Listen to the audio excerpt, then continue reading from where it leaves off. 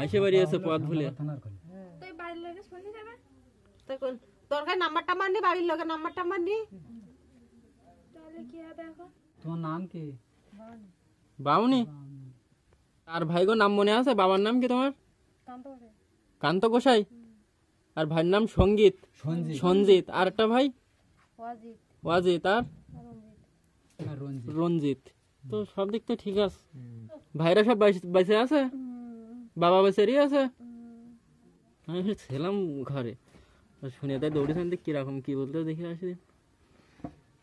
হাত পার নখ তো পরিষ্কার দেখি, ভালো নখ পরিষ্কার হয়ে পথ ফুলে গেছে গে, মানে ইয়ে হয়ে গেছে, স্মৃতিশক্তি ডাউন হয়ে গেছে। নখ কাটা না দেখেছি।